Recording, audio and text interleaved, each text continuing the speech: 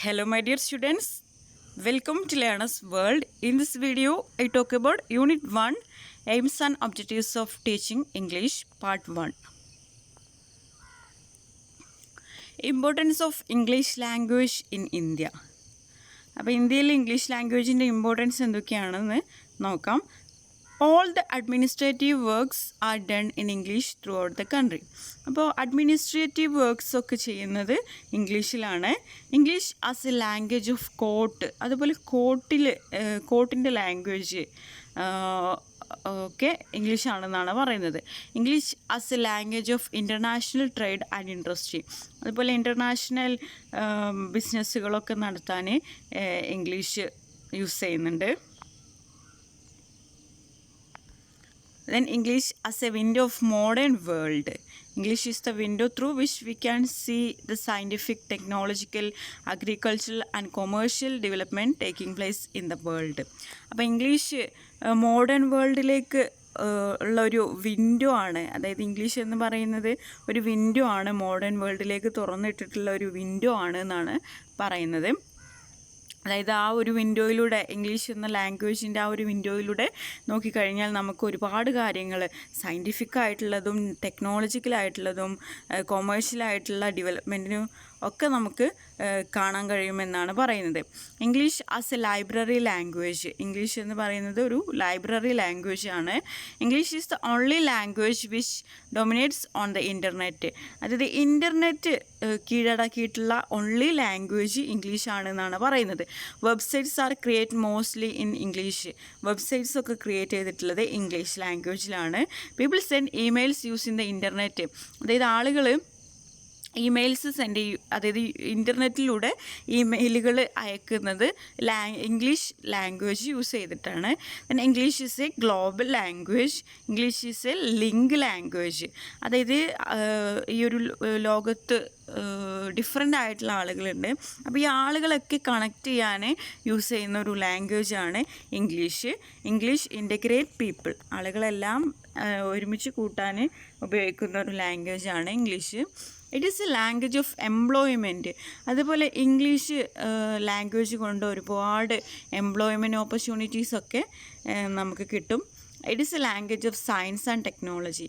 അതുപോലെ ഇംഗ്ലീഷ് എന്ന് പറയുന്നത് സയൻസ് ആൻഡ് ടെക്നോളജിയുടെ ലാംഗ്വേജാണ്. It improves more knowledge. അതായത് ഇംഗ്ലീഷ് ലാംഗ്വേജ് മൂലം ഒരുപാട് അറിവ് നമുക്ക് കിട്ടുമെന്നാണ് പറയുന്നത്. It makes familiar with different cultures. അതുപോലെ ഡിഫറെൻറ്റ് കൾച്ചേഴ്സ് നമുക്ക് ഫെമിലിയർ ആവാൻ ഹെൽപ്പ് ചെയ്യുന്ന ഒരു ലാംഗ്വേജാണ് English language. It helps enrich native literature. Then principles of language teaching. ഇനി എന്തൊക്കെയാണ് ഈ ഒരു ലാംഗ്വേജ് ടീച്ചിങ്ങിൻ്റെ പ്രിൻസിപ്പിൾസ് എന്തൊക്കെയാണെന്ന് നോക്കാം. First one is know your learners. അതായത് ഫസ്റ്റ് പ്രിൻസിപ്പിൾ എന്ന് പറയുന്നത് we must know our students. അതായത് നമ്മളുടെ ലേണേഴ്സിനെ നമുക്ക് അറിഞ്ഞിരിക്കണം, അവരുടെ എബിലിറ്റി. അതായത് അവർ ഏത് ലെവലിലുള്ള കുട്ടികളാണോ, ആവറേജ് ആണോ അതോ ബിലോ ആവറേജ് ആണോ അതോ നല്ല ഹൈ ലെവലിലുള്ള കുട്ടികളാണോ എന്നുള്ളത് നമ്മൾ അറിഞ്ഞിരിക്കണം എന്നാണ് പറയുന്നത്. Then creation of suitable class room atmosphere. അതുപോലെ നല്ലൊരു ക്ലാസ് റൂം അറ്റ്മോസ്ഫിയർ നമ്മൾ ഉണ്ടാക്കണം ഈ ഒരു ലാംഗ്വേജ് ടീച്ച് ചെയ്യുന്നതിന് മുന്നേ. Then principle of motivation. We must motivate our students, say them you can do it. അതുപോലെ നമ്മൾ സ്റ്റുഡൻസിന് നല്ലൊരു മോട്ടിവേഷൻ നൽകിയിരിക്കണം.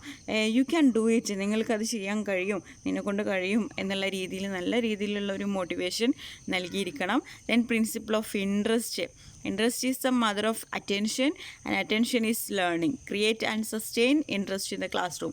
അതായത് നല്ലൊരു നമുക്ക് ആ സബ്ജക്റ്റിനോട് നല്ലൊരു ഇൻട്രസ്റ്റ് ഉണ്ടെങ്കിൽ നമുക്ക് അത് പഠിക്കാനൊക്കെ കഴിയുള്ളൂ. അതുകൊണ്ട് തന്നെ ടീച്ചർ എന്ത് ചെയ്യണം, നല്ലൊരു കുട്ടികളിൽ നല്ല ഇൻട്രസ്റ്റ് ക്രിയേറ്റ് ചെയ്യുകയും അതുപോലെ അത് സസ്റ്റെയിൻ, അത് നിലനിർത്തുകയും വേണം. ക്ലാസ് റൂമിൽ ആ ഒരു ഇൻട്രസ്റ്റ് നിലനിർത്തുകയും വേണം എന്നാണ് പറയുന്നത്. Then principle of selection and grading. Selection means choosing the item to be taught. അതായത് ഇനി പറയുന്നത് principle of selection and grading ആണ്. സെലക്ഷൻ എന്ന് പറഞ്ഞാൽ നമ്മൾ പഠിപ്പിക്കേണ്ട ഐറ്റംസ് നമ്മൾ സെലക്ട് ചെയ്ത് വെക്കണം. Then grading means which item should be thought first, second and so on. It means ordering of the item. Then grade എന്ന് പറഞ്ഞാൽ നമ്മൾ ആദ്യം ഏത് പഠിപ്പിക്കണം, സെക്കൻഡ് ഏത് പഠിപ്പിക്കണം, അങ്ങനെ നമ്മൾ എന്ത് ചെയ്യണം, ആ ഒരു ഐറ്റം ഓർഡർ ചെയ്ത് വെക്കണം എന്നാണ് പറയുന്നത്. ഇതാണ് principle of selection and grading എന്ന് പറയുന്നത്. Then principle of linking with life. The process of language teaching should be connected with actual life. അതായത് principle of linking with life എന്ന് പറയുന്നത്, അതായത് ഈ ലാംഗ്വേജ് ടീച്ചിങ് എന്ന് പറഞ്ഞിട്ടുള്ള ആ ഒരു പ്രോസസ്സ് ആക്ച്വൽ ലൈഫ്, നമ്മുടെ റിയൽ ലൈഫുമായിട്ട് കണക്റ്റഡ് ആയിരിക്കണം എന്നാണ് പറയുന്നത്. ദെൻ പ്രിൻസിപ്പിൾ ഓഫ് പ്രാക്ടീസ്, അതായത് പ്രാക്ടീസ് ഉണ്ടെങ്കിലേ നമുക്ക് നല്ല രീതിയിൽ ലേൺ ചെയ്യാൻ കഴിയുള്ളൂ. Then principle of accuracy and correction. Teachers should be focused on accuracy. Students make mistakes and teacher must rectify them. അതായത് ടീച്ചർ ആക്യുറസി, അതായത് കറക്റ്റ്നെസ്, കൃത്യത ടീച്ചർ എപ്പോഴും ഉറപ്പ് വരുത്തണം എന്നാണ് പറയുന്നത്. കുട്ടികളാവുമ്പോൾ അവരെന്ത് ചെയ്യും, അവർ മിസ്റ്റേക്സുകളൊക്കെ വരുത്തും. ആ സമയത്ത് ടീച്ചർ അതിനെന്ത് ചെയ്യണം, റെക്ടിഫൈ ചെയ്യണം എന്നാണ് പറയുന്നത്. Then principle of natural order. Listening, speaking and reading, writing is said to be the natural order of language learning. അതായത് ഇനി പറയുന്നത് പ്രിൻസിപ്പിൾ ഓഫ് നാച്ചുറൽ ഓർഡർ ആണ്. അതായത് ലാംഗ്വേജ് ലേണിങ്ങിൻ്റെ ഒരു നാച്ചുറൽ ഓർഡർ എന്ന് പറയുന്നത് LSRW ആണ്. Listening, speaking, reading and writing. Then principle of imitation. Children may like to imitate teachers, use proper language. അതായത് ഇമിറ്റേഷൻ, അതായത് ടീച്ചേഴ്സിനെ സ്റ്റുഡൻസ് എന്ത് ചെയ്യും, ഇമിറ്റേറ്റ് ചെയ്യാനൊക്കെ ശ്രമിക്കും. അപ്പോൾ ടീച്ചേഴ്സ് എന്ത് ചെയ്യണം, നല്ല രീതിയിലുള്ള പ്രോപ്പർ ലാംഗ്വേജൊക്കെ യൂസ് ചെയ്തിട്ട് നല്ല രീതിയിലുള്ള കാര്യങ്ങൾ ചെയ്യണം എന്നാണ് പറയുന്നത്. ദെൻ പ്രിൻസിപ്പിൾ ഓഫ് അസസ്മെൻറ്റ് എന്ന് പറഞ്ഞാൽ evaluation. Then principle of purpose. The purpose of teaching should be clear cut. അതായത് ഈ ഒരു ലാംഗ്വേജ് ടീച്ചിങ്ങിൻ്റെ പർപ്പസ് എന്ന് പറയുന്നത് ക്ലിയർ കട്ട് ആയിരിക്കണം എന്നാണ് പറയുന്നത്. Then aims of teaching English in India. ഇനി ഈ ഒരു ടീച്ചിങ് ഇംഗ്ലീഷ്, നമ്മുടെ ഇന്ത്യയിൽ ടീച്ചിങ് ഇംഗ്ലീഷിൻ്റെ എയിംസ് എന്തൊക്കെയാണെന്ന് നോക്കാം. Aim is A long term goal.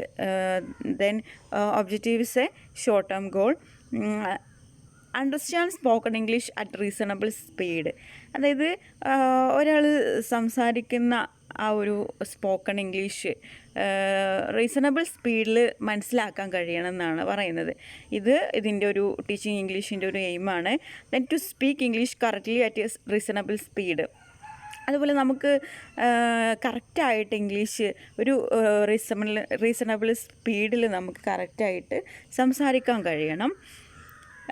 Then to read English correctly with good comprehension at reasonable speed. അതുപോലെ നമുക്ക് ഗുഡ് കോംപ്രഹെൻഷൻ എന്ന് പറഞ്ഞാൽ അണ്ടർസ്റ്റാൻഡിങ് ദ പാസേജ്. അപ്പം നമ്മൾക്ക് ആ ഒരു പാസേജ്, അതായത് നല്ല കോംപ്രഹെൻഷനോട് കൂടെ നല്ല രീതിയിൽ കാര്യങ്ങൾ മനസ്സിലാക്കി നല്ല രീതിയിൽ ആ ഒരു ഇംഗ്ലീഷ് റീഡ് ചെയ്യാൻ കഴിയണം എന്നാണ് പറയുന്നത്. അറ്റ് റീസണബിൾ സ്പീഡ്, ആ ഒരു റീസണബിൾ സ്പീഡിൻ്റെ ഉള്ളിൽ നമുക്ക് കാര്യങ്ങളൊക്കെ കോംപ്രഹെൻസീവായി നമുക്ക് വായിക്കാൻ കഴിയണം. Then to write English correctly at reasonable speed. അതുപോലെ കറക്റ്റായിട്ട് ഇംഗ്ലീഷ് എഴുതാൻ കഴിയണം. ഒരു റീസണബിൾ സ്പീഡിൽ നമുക്ക് കറക്റ്റായിട്ട് ഇംഗ്ലീഷ് എഴുതാൻ കഴിയണം. ഇതൊക്കെയാണ് ഒരു ടീച്ചിങ് ഇംഗ്ലീഷിൻ്റെ എയിംസ് എന്ന് പറയുന്നത്. ഓക്കെ.